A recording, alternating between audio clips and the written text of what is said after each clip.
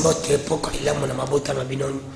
Partout où vous êtes en train d'attendre votre émission sur les podiums, cette émission parmi les émissions la plus suivie de la ville province de Kinshasa. À la présentation de cette émission, c'est moi, votre humble serviteur Danou Kifula. L'homme du moment. Bon, mais ça n'a pas remis ça. Bon, mais ça n'a pas remis ça. Canard de Baka, beaucoup mais ça. Petit à petit, les petits poissons deviennent grands. Tout ça, est-ce que tu vas mettre dans le bin de Kodano, tu vas les vies pour vivre. On a habité, peuple de la vie, peuple de la tombola. Et si ma peuple est à la Nzambi, c'est pour qu'il derrière les à la Nzambi, la peuple. Nzambi a aussi à travers le peuple. Si tu as les vies, éviter les vies, on est qui t'a bien déni.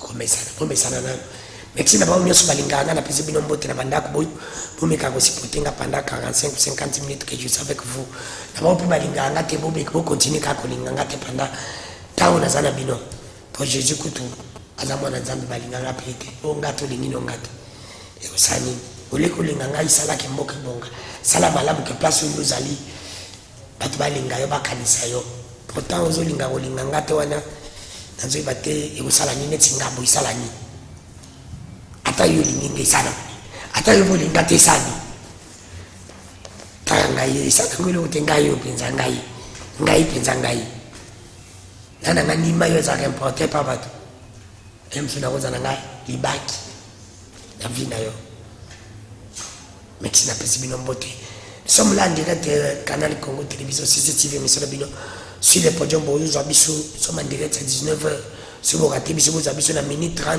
ya lelo. Si vous ratez les ambitions encore jeudi, à 16h, c'est la rediffusion de cette émission. N'aimez pas la pourquoi elle est là, mettre de la parole. On a mis tout ça au bêta solo. Avant de un sujet, on a présenté, on a présenté, on a mettre de la parole. Mbote papa Dano. Boni. Non, qui m'y a, nous avons sala tous allés. Et puis, en fait, quand même, on consommer. De comme ça, compagnie, vas consommer un poser le bamalamu, vas consommer un poser le bamabé. Babangon est baïbi, mais bosolo est à katetu. Bosolo a tes aliwa, suga bat baroye bangokaka. Vas consommer pour na bosolo, au bango bazo mona bazo yoka. Qu'est-ce qui vous veut causer le bosolo? Les la Bible. Pour Bible, ils en a deux thématiques. Ils en a écriture, ils appellent esprit. Alors, esprit est allé, bososoli oyo qui par rapport à l'écriture, ndé amonde bosolo. Andi kwa libo zaka musala nzambe boza kanganga kisi, miyo mo ubo yaka. Bibi bazo ba catégorie de zaka na juste. Nazali moko na ba oyo bazali koluka koyeba makambo nzambe ndenge sengeli. Pa ndenge na lingi, mais ndenge moko nzamba sengeli toyeba yango. Pour son avis, nous avons serviteur en Zambé, nous avons serviteur en Zambé. Parce que la Bible est formelle. La Bible a dit que Dieu n'est point servi par les mains humaines. Donc moi, je ne peux pas être serviteur de Dieu. Nali peut-être vase, nous avons peut-être nzete, nous avons peut-être mabele, tomukilio, nzamba lingi, afanda. Donc, nous avons serviteur de Dieu. Et balobango par ironie, ils ont erreur. Pourquoi? Parce que nous avons un formel. Acte des apôtres, verset, acte 7, je crois, 24-25, ils sont clairs. Que les dieux qui a fait le ciel et la terre n'habite point dans les maisons construites par les mains humaines et n'est point servi par les mains humaines. C'est clair. Bon, biso tous abattu. Il y a un servi na bateau, il servi na banane. Si vous avez la Bible, qui est 1 Jean 5, 20, balobi Jésus-Christ dans Nzambe. Donc, soga Nzambe, balobi na soga lobaka point sans parabole. Or Genèse 1 Apocalypse 22 ils ont maloba Nzambe. C'est que ipso facto, ce qu'ils ont maloba Nzambe, c'est que Nzambe na Jean 1 5 alobaka te sans parabole. Le rôle à Nzambe alobaka te sans parabole à cause n'a jamais servi na bateau le yonangai le kuta. Parce que na désert, il soit qui désert, na Marc 1 14 ils ont formel. Babi na biso qui servi na ba ange. Ya Nzambe. Aza servi na ba ange. Bon le to bakisa ki biso ba ange. To koza ba ange c'est pour to za bato. Or ange na likanisi Nzambe akokani te na ange na likanisi ya moto. Pour na biso bike Nzambe na Dans Isaïe 55, 8, à clair, alors dit, mes pensées ne sont pas vos pensées, vos voix, et mes voix ne sont pas vos voix. Bon, papa Dan. Nous avons clair que ma pensée n'est pas pensée na bisote. Dans les canisiens nzambe ange de nani. Dans les canisiens nzambe motunde nani. Dans les canisiens nzambe yenzambe de nani. C'est ce que Dieu veut. Comment vous le besoin? Kaka la Bible. Bible zala ngoya yomoko la Bible biso sala. Kaka Bible nyonso to salaka mais etangeli na biso ndeza ezoko kanate. Pour yo kotanga Bible lokolo tanga lokola livre ya to tanga na ba classe. Non, la Bible n'est pas un livre historique. Non non. La Bible est un livre vivant, qui vit. La Bible n'est pas un professeur mort. Pour les livres, nous dans la classe, ce sont des professeurs morts. Pour la qui s'est tellement un peu ce cours de vivant. Mais les livres, autant que qui s'est livre à Kufa. Or, Bible est à Kufa. Pour la qui s'est Bible à Zanabongo. Donc, autant la Bible n'a inspiration. Pour le but, c'est poussé par l'esprit que les hommes ont parlé de la part de Dieu. Donc, tout ce qui est biblique est d'abord inspiré. Donc, pour attendre, il faut l'inspiration pour comprendre. Sans l'inspiration, je ne sais pas comprendre la Bible. C'est un peu ça. Pour la Bible, on est en français, autant en français. Lingala. La langue, nous sommes tous là, ils ont la Bible. Ils ont expliqué par exemple. Te, nakolo batengai te. Nakosona lobingai, c'est que nami kosi. Mais mon temps zo yukanga, ndako yeba ko juger, c'est que je dis, naza na réalité, to naza na fausseté. Moi, je ne peux pas me juger, moi. Je ne peux pas le faire. Merci, maître de la parole. Maître de la parole. Vidéo mkozo ko sambela. Isa ko lekana ba kozo soso za musala nzambe. Na mona kyango itikinga na zapi na ngwawa. Za ko tuna musala nzambe. Kisomo ko para pa ba rezo soso. Asa ko sala ba musala nzambe wana za ko sala mo ba base mingi na internet. Bandi ko ba za su musala nzambe. Est-ce que nzambe pa bimba ka katsa musala nzambe? Uzala musala nzambe me. Nzamba longwa ni kati notikangi lingi ya papa. Ibatwaza kubanga okandi tulibemba nyoki sila kasomo. Okay. Merci pour la question. Merci pour la question. D'abord, tous en avons sous-question à mon tour opposé.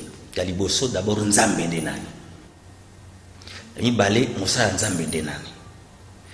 La question sous-question liboso nzambe ndenani, tous dans la Bible nous dit que Dieu est esprit.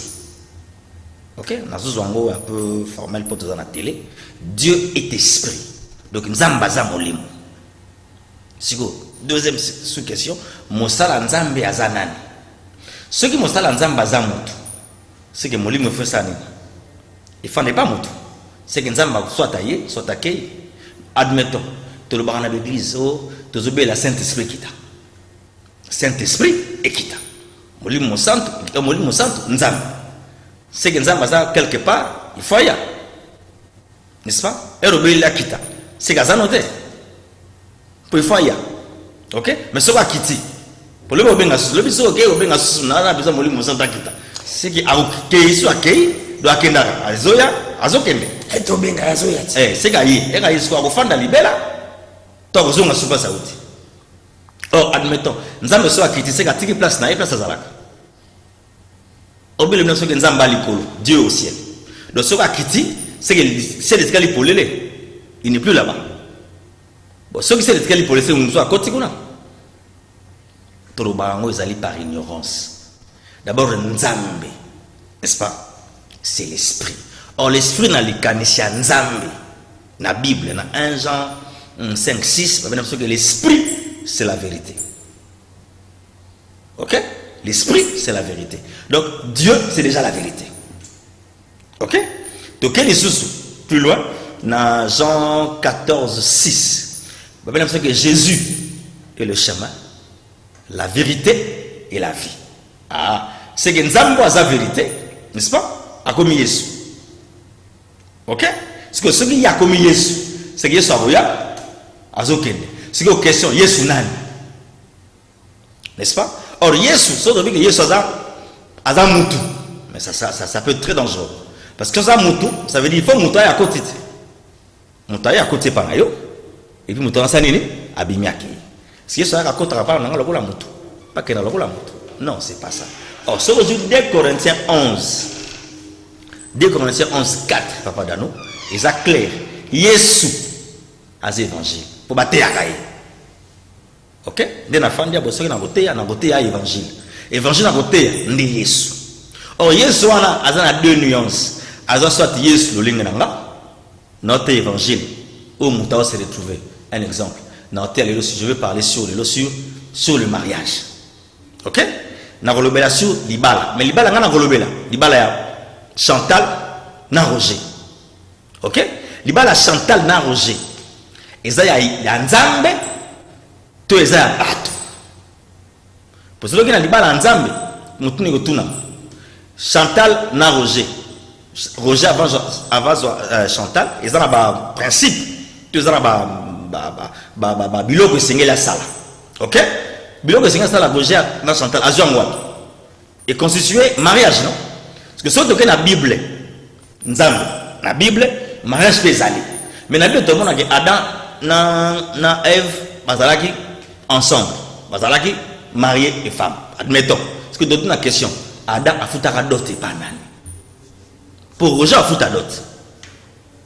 Deuxième question, tout na yé Adam a besoin Ève. Ok.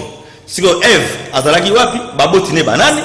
Pour que Azwa Ève a le moulaï pana bango akuma pana ye pe Adam.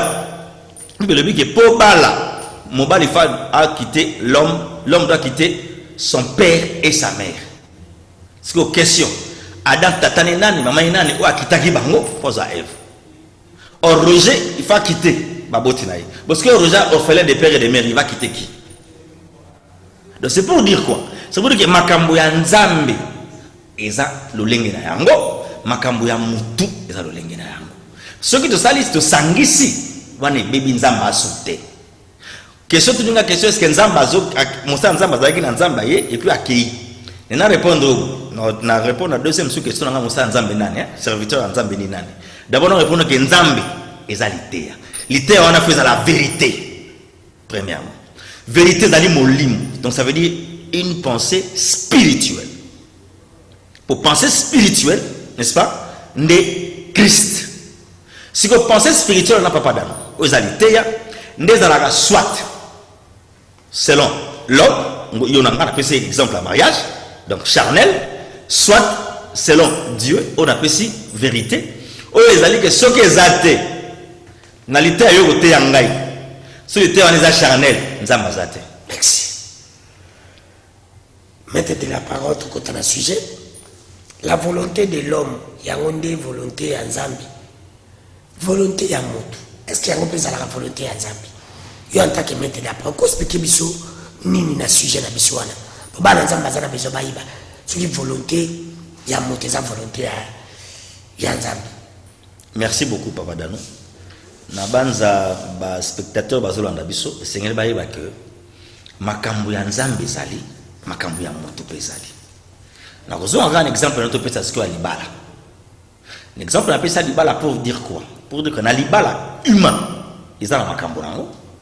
Et dans Libala divin, ils appellent un makambo. Parce que sur les Libala humain, et comme Libala divin, ça veut dire divinité à Libala les a sous-soutés. Ça dit bon Nzambe, ils ont soutenu dans Libala. Pourquoi? Parce que volonté à Nzambe, n'est-ce pas? Et zanini peut volonté à mutu zanini. Ça veut dire vouloir. Ça veut dire nzamba lingi nini. Elo kwa nzambe zanini. Est-ce que elo kwa mutu?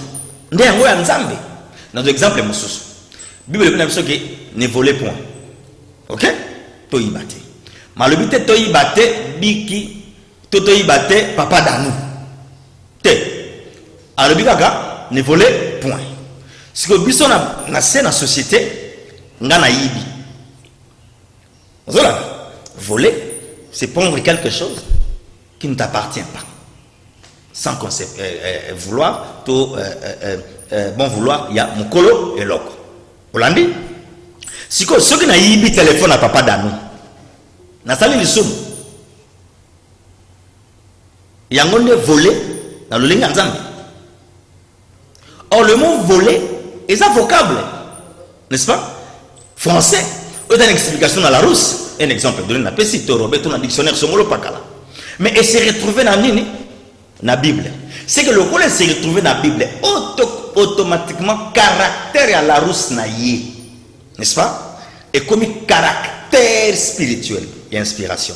Donc ce qui n'a joué volé, il y a Bible. Tant que volé, na comprendre volé, il y a mutu, il y a ngoni nzamba lobi, automatiquement na koi. Pour les canisiens nzamba na volé, il y a ngote les canisiens ngai. Ce qui n'a eu mutu na sali la rousse, ok? Na pesi explication, il y a mot volé, na dictionnaire, et ça pensée humaine. Cette pensée humaine n'est pas la pensée divine na volé. N'est-ce pas? Parce que ma kanisi na biso za nzambe te. Ce que tu poses na question et pas nzambe li kanisi ne za nini na volé. OK? Oh et moi je viendrai comme un voleur. Oh. Kuna bi ne voler point. Ya le bi na roya le kola nani? Muyibi. Comment posa la illustration exemple ba muyibi? Or toke na muyibi voler. Or le voleur ne vient que pour dérober, égorger, détruire. Ok? Nga na zana milieu mabe. Nzamba epa nanga. Na milieu mabe osala ngoni. Ayi ko sani. Ko lunga milieu mabe. Enseigne en permission. Est-ce que enseigne en permission? Enseigne en permission te. Il prend milieu mabe wana longoli yango. Ayi bite. Pour enseigner en permission te. C'est pour dire que pendant un voler ça et là quand tu me t'enseignes permission te ya on est volé. Non mais ça me pas libre. Non mais na tuni motuna. Dieu par là les noms des potes du sou que Dieu aussi vole. Na tuni motuna. Il y a le but je viendrai comme un voleur. Et en plus ma baki et kuluzu na banane. Obungi sabana nzambe mama. Na bana nzambe faut ba vérité. Ozembungi sale bana. Te ya titi da bana nzambe libungi. Te bana nzambe faut ba vérité parce que la Bible dit que vous connaîtrez la vérité et la vérité vous affranchira. Oh, dans un exemple à voler wana. Babaki ba ekuluzu na ba miyibi pona nini? Pour pas za moyibi. Nzambe pas za moyibi. Aye osenga yo mulio mabe na yo te. Ausangi nani? Nazana kindoki. Nzamba epa na ngai. Era ye kindoki na kwesi fosani. Akutuna ngai pesa kindoki na. Akutuna ngai te aye ko longola nga kindoki sans consentement na ngai. Na Bible o nyosa kutana to mona milieu mabe kutana mona maître baseni to kende bo. Maître to salama. Zaché asenga non ba Zaché Lazare asenga Yesu te kena na bika na c'est quoi? Lazare na Bible asenga Yesu te Yesu ngana kufi c'est que sanga asenga ete.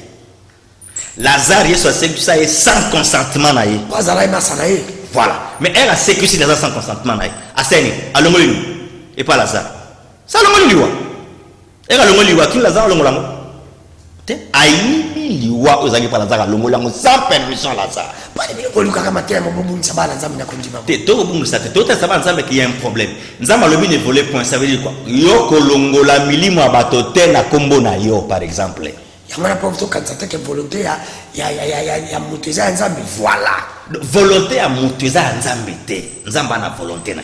D'abord la volonté de Dieu c'est quoi? C'est ça le problème. Un exemple. Volonté à muteza nini ya nzambe pesani. OK. On peut savoir différence de tous les deux volontés. D'accord. Nazalia wa na pese exemple typique na lobi, na pese ce exemple moko. Na suba lobi na biso lobi, na ndaka nzambe bayaka maboko pambate. OK. C'est que na mutu ero ke ndaka nzambe, il faut que nani na ma quelque chose par exemple. OK? Ero ke na quelque chose on a sala nini? Si volonté na ye mutu. Que likamboyo, n'est-ce pas? Il faut ngana tali kanisi na nini? Na ngai. Ngana lingi nini pona ko kende ndaka nzambe? Il faut na kena quelque chose. Or quelque chose on a dit conception muta pesi na likambo. Bon, moto un exemple que terre à terre, moto abuka na maboko. Azana maboko te. Na ndaka nzambe ko kende to ko kende te. Po iba ka maboko pambate. Bongana na maboko te. Maboko pambate ndiko le bakero ya sambongo te. Voilà, c'est que pesi ngoni ni sens. Et bah maboko pamba te ya pesi sens, ça veut dire il faut en a quelque chose. C'est qu'à pesi en sens. OK? Mais sens ya pesi. Et ça sens ya nzambe to sens na yi. Or, au bosani que yo sens pesi na en a quelque chose. Au bosani pe que ozandoki. Et donc na ndaka nzambe, faut que nani. To que na nzambe pour nous ko senga bolimbisi, ko senga nzamba sala bisote. N'est-ce pas? Na kenda banza pour nzamba sailanga.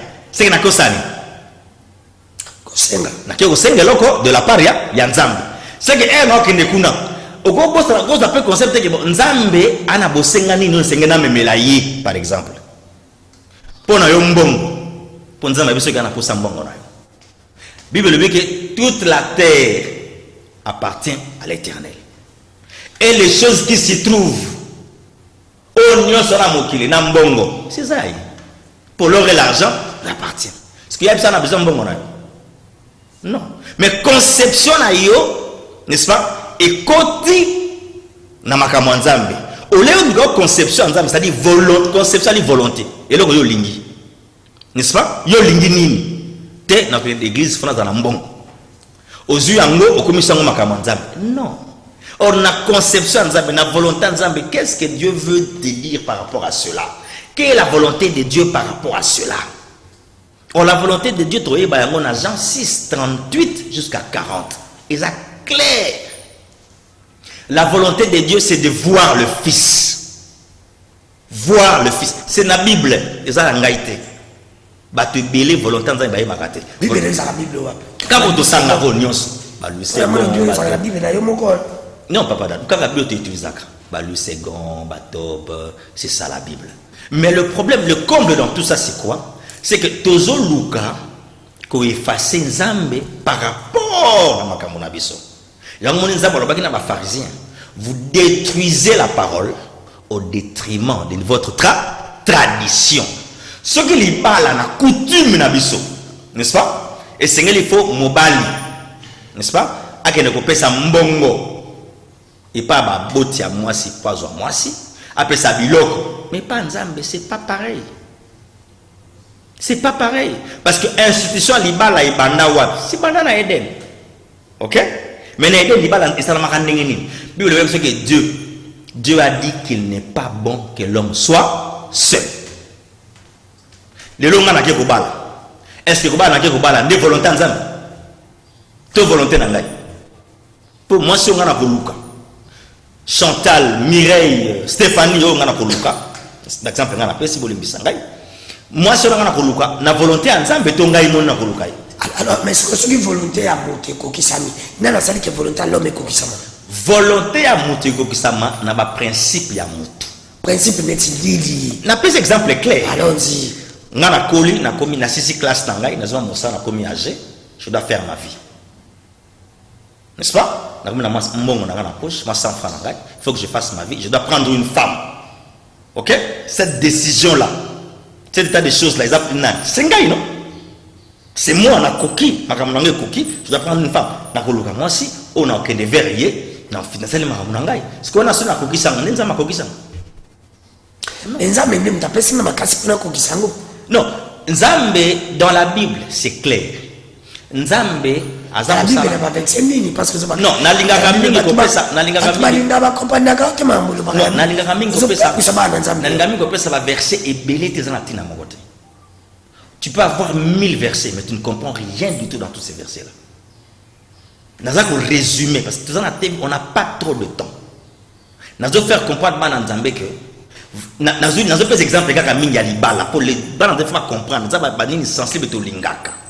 Dieu dit qu'il n'est pas bon que l'homme soit seul. Papa Danou. C'est Dieu qui décide.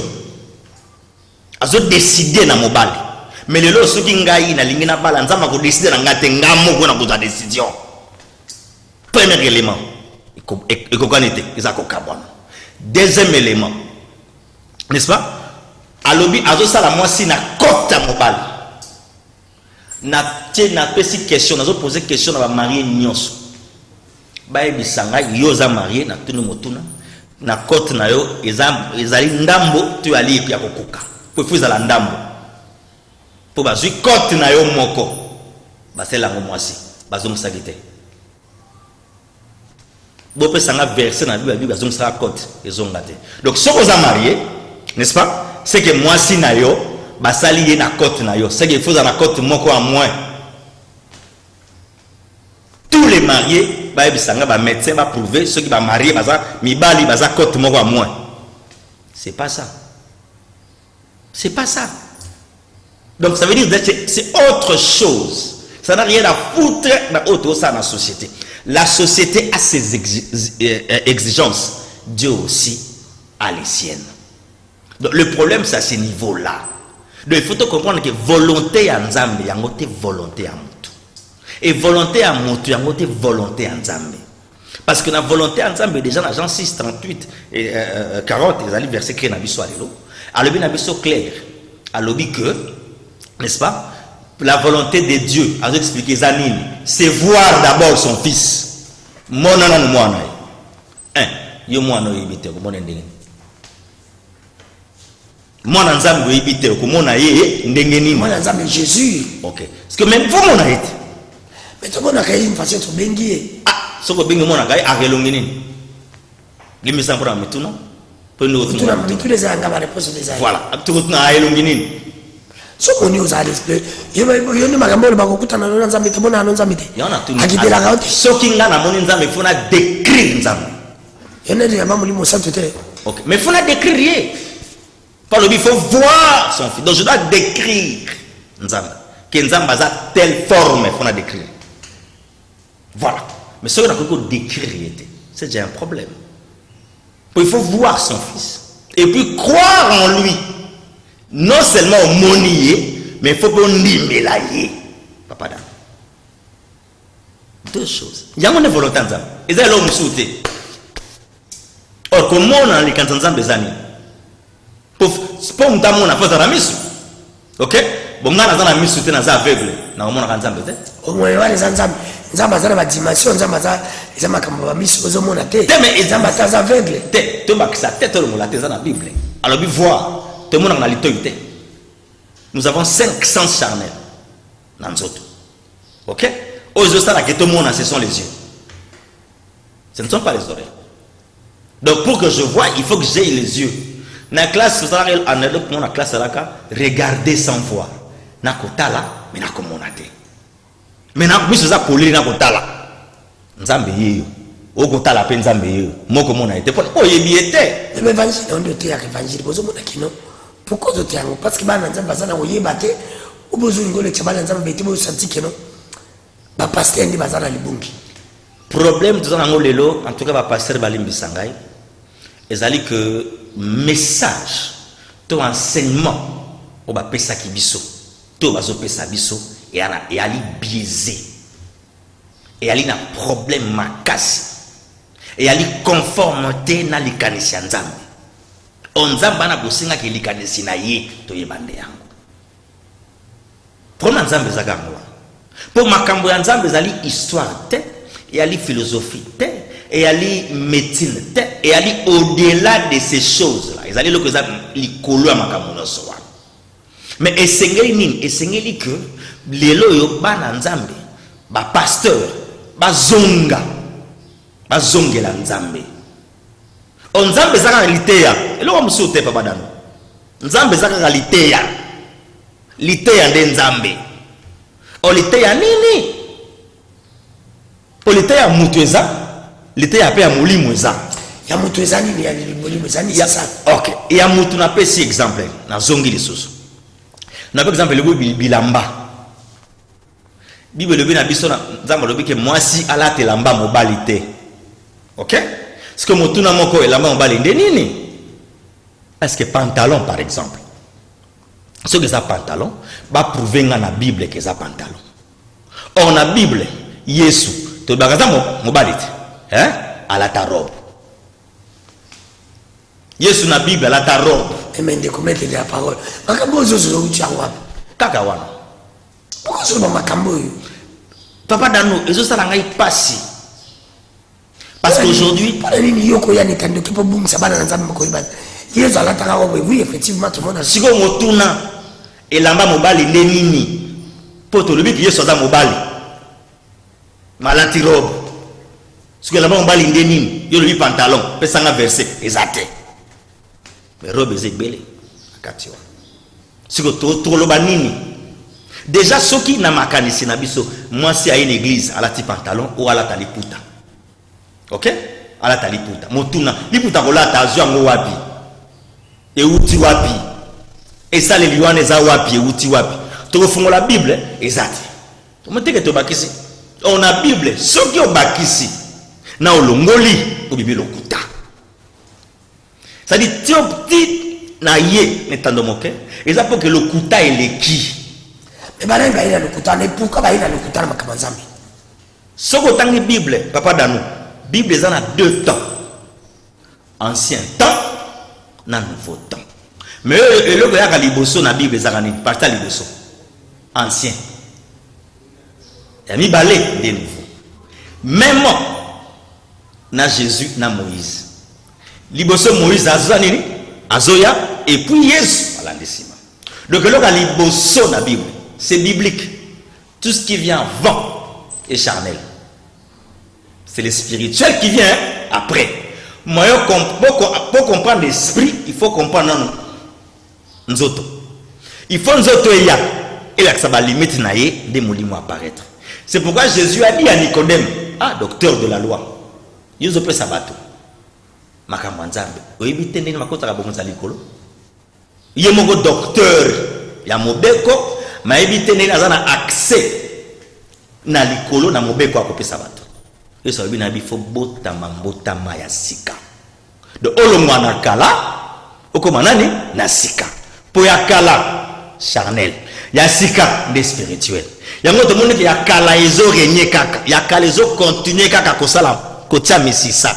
Ya kala ezo continuer kaka ko apparaître. Ya kala il faut que ça veut dire onyoso ya bomoto, il faut ça nini elongwa pour que mulimo apparaître. Yango moni nzamba zo sunga biso to ya na itando moke pona ngotali sabana nzambe ke te oyo to yeba ki liboso wana eza ya kala siko singeto kende wapi na oya ya sika. Pourquoi? Po ya sika nde yango ko sala mosala o esengeli sala kati na biso ya kala na mosala sala kati parce que tout ce qui est ancien a vieilli et peut disparaître. C'est dans la Bible. Est-ce que vous êtes sûr avec moi que la Bible est normalement normal, mais batundi basa ko tisi biba utilisons ma Bible. OK. La Bible en tant que telle, elle est normale. En tant que parole de Dieu, elle est intacte. Mais c'est l'interprétation. Alors pourquoi tu vas interpréter ma Bible? Bazo interpréter. Comment soukaranini objectif na nguzali nini? OK. Bazo interpréter ma Bible pourquoi? Bazo interpréter ma Bible par rapport à ma pensée na bango. Mais pas baza inspiré par Nzambe. Moto a kozala inspiré par Nzamba kota likanisi na ete na makambo Nzambe. Premier problème yango wana. Deuxième problème. Yo zali na makozo simba Bible.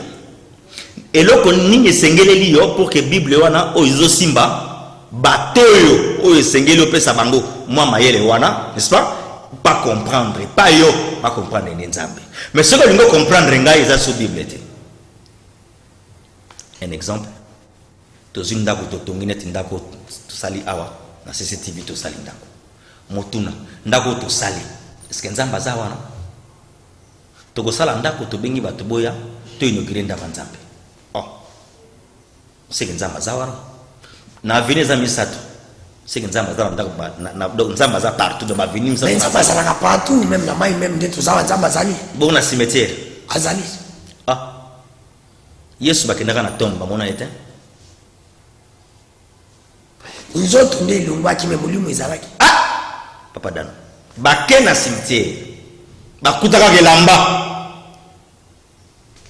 yazati anje bina ba abisi ba mama ba Maria ye bozo lokao yazaka wate ata suso wate attention ale barani azalaka wate bazali suso azali suso wate 3 jours c'est kokaki yazakendeki asala ka kuna 3 jours azali suso wate tibula ko epi kozonga Yo voilà. Yo kanga bien. OK. Azali suzute, akoyosa nini? Kozonga. OK. Sikoyo seke apazonga. Il faut bana ko botama. Akoya na forme mususu. Ye sokia o nyoso sala. Bible lobi la parole de Dieu, elle est vivante. Un premier élément, deuxième élément, elle est la même hier, aujourd'hui et éternellement. Si hier il était né, aujourd'hui il doit naître, demain il sera né. Donc ce qui est le babotamaki, tous la kaliloka gono tous de la zone. Abotama imkono. Pour avant de la zone il faut abotama non. Yo robota mamonité. Koku formonité. Ozaka koya. Mais pas ni mutu beaucoup de absolument. Ce que tu l'as banani pour trouver ma vraie vérité en Zambie. Comment l'homme peut faire pour sa vraie vérité en Zambie? Pour mon en Zambie, pas ta mon en Zambie. Qu'est-ce que l'homme doit faire, l'homme en général? Amen. Quand je parle de l'homme avec les gages. Amen. Merci beaucoup pour la moto. Pour moto, n'est-ce pas? Atambola lo lengi nzamba singela tambola. Ezana ba makanisi ba makamebela ko salate. Et singei na ekaka. N'est-ce pas? Alanda Yesu. Alanda mutute. Yesu alanda nani? La Bible dit Jésus est le chemin. Chemin ya nini? Ezate chemin longue pas ngana ya na studio na CCTV. Non. Mais un chemin.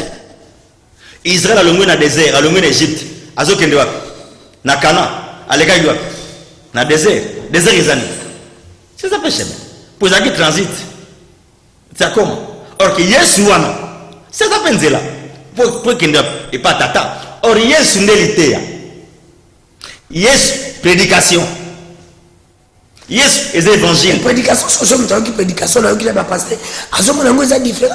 Les gens qui ne matete, par exemple, les gens qui ne montrent pas la victoire. Amen. C'est ça les gars pour eux ils ont confusion.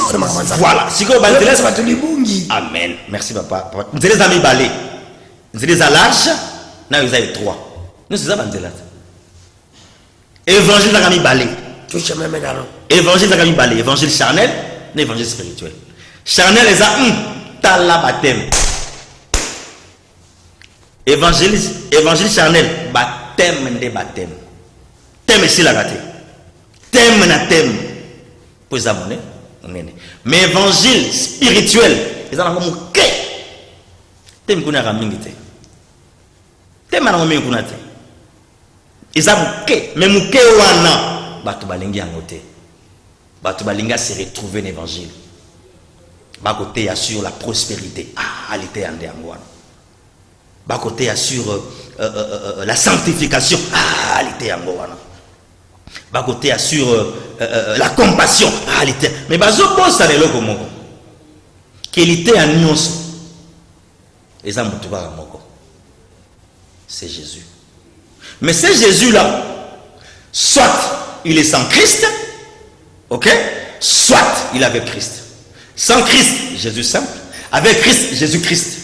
Parce que Christ, c'est le Fils de Dieu. Donc, dans Jésus, il faut il faut penser à Nzambe Zala. On pense à Nzambe, mais il y a Nzambe, de vérité, d'esprit. Pour l'acte 17-29, alors que la divinité n'est pas l'art et l'industrie humaine. Ça veut dire bon Nzambe, papa dame. Ezali art na industrie humanité. Bon Nzambe. Ce qu'on a bon Nzambe, motuna. Na bon Nzambe, ne sengelinga na sala. C'est ça la question. Na bon Nzambe. Ce que pour sengelinga sala, il faut d'abord s'identifier. Na bon Nzambe, ngana zanani. Ce que s'identifier te, on va nous sengelinga sala ndenge. Est-ce que na bon Nzambe, papa dano, oza humain? Ngai, naza humain. C'est ça la question. Est-ce que na bon Nzambe, papa dano, oza nyama? Ngai, naza nyama. Ce sont des choses, des questions comme ça. Mais na bon Nzambe, mon onga na serviteur de Dieu. Déjà nuance. Pour na bon Nzambe, je ne peux pas être serviteur de Dieu. Parce que Dieu n'a pas changé. Si hier il était servi par Paul, un exemple donné, aujourd'hui de même il sera servi par Paul. Mettez de la parole, tout qui est sur 14 questions dans 3 minutes, c'est combien de minutes, je ne sais pas moi. C'est pas tu m'as dit, pasteur. Pour ne pas qui entre vous,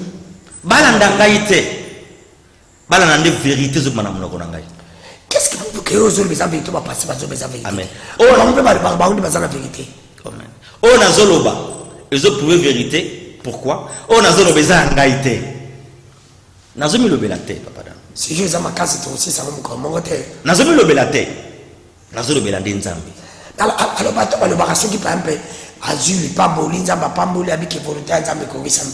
Tu as boti, ami, volontaire, zamba, kokisami. Tu as voyagé volontaire, zamba, kokisami. Tu as le but que ça volontaire, zamba, tes amis, ne casse pas le bani. Volontaire, balobarango par ignorance. Tolobarango, papa dame. Par ignorance. La volonté de Dieu est atteinte bala. volonté nzambe zatenga na bota volonté nzambe zatenga tango na mituka non ye moko Yesu atango na mutuka nini abala nani voilà afana na bandako nini leo nazuma promotion na musala volonté nzambe nazuma likambo na libota volonté nzambe. Pourquoi? On le dit abusivement, on le dit par ignorance.